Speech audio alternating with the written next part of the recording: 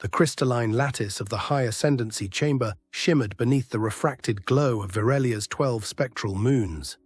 Neural filaments webbed through the translucent spires above, carrying filtered quantum exchanges, diplomatic echoes, and encoded memory streams from across the Ascendancy's vast network.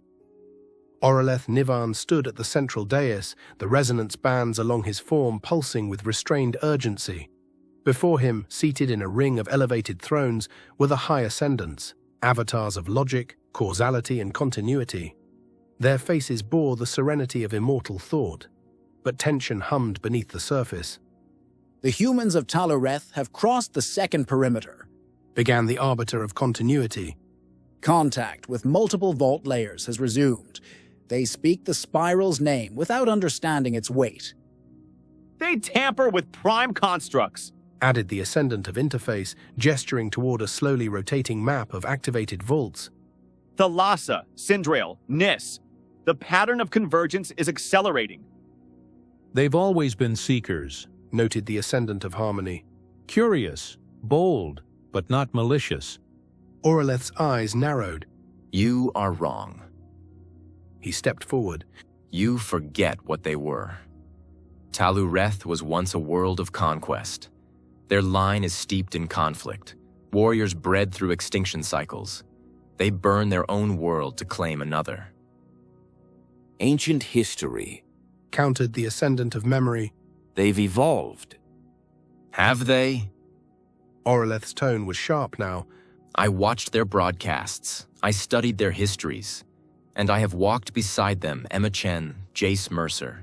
Even their gentlest minds seek control over what they cannot yet grasp." "But Emma seeks understanding," said the Ascendant of Design. "Her team has been open, transparent.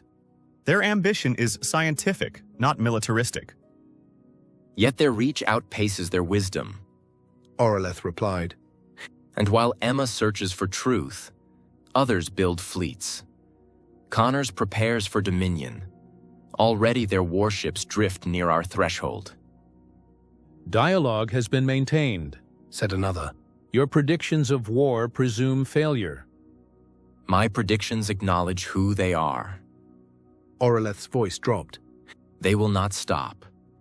Not until every vault is opened, every monolith studied, and every threat, real or imagined, is neutralized. It is their nature." The chamber fell into uneasy silence. "We are not arbiters of preemptive fate," the Arbiter of Continuity finally said. "To strike or isolate would be to forsake our principles." "I do not ask for war," Auraleth said. "I ask for vigilance, for preparation. Because war is coming, whether we welcome it or not." "Your warning is heard," replied the Ascendant of Causality. "But for now, we watch. The spiral has not fully awakened, and until it does, we let the lattice test them." Auraleth turned from the dais, his face unreadable in the pale crystal light. Behind him, the chamber resumed its slow hum of thought, unaware or unwilling to accept that the people of Talureth had already chosen their path, and that path was forged in fire. Jace stared out the viewport, the stars dancing in patterns only he could see. They moved wrong lately, like actors missing cues. He blinked and the darkness changed. Not space, not stars. Fog, a hallway strewn with broken glass and blood trails, a small figure running, a low growl behind it. He gasped, pulled back into his body. Emma entered the observatory a moment later. "You saw it again," she said. He nodded. Emma moved beside him. "Jace, we need to understand this. Elias is worried. Your resonance is spiking even when you're asleep. You're interfacing with systems you haven't even touched." Jace looked down at his hands. "I think I'm bleeding between levels, not just seeing them, bridging them." Emma paused. "You said a name in your sleep. Jamal. Who is he?" "I don't know, but he's real. He's not from here, he's from under. And something's hunting him, a force that doesn't belong to time." Emma exhaled slowly. That sounds like a spiral-level breach. Jace turned to her. "Emma, What if the spiral isn't just a pattern? What if it's a gate? She froze. He continued, I saw people, fragments of lives. They were resisting something. It wasn't technological. It was primal, predatory. Something that watches for deviations and corrects them. Elias entered behind them, already having heard the last few words. Some of the oldest monolith fragments reference a force like that.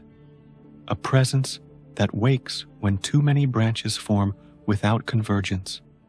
Then we're on the edge. We're branching too fast.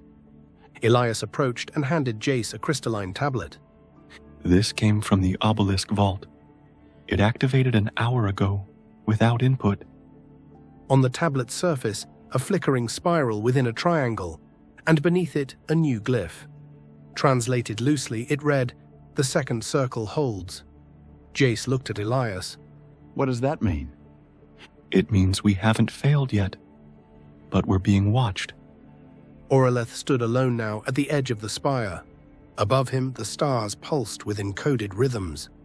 Below, he heard it, the hum of the spiral. A signal not native to Virellia. Something had been heard, not by them, by the thing beneath, and it was listening.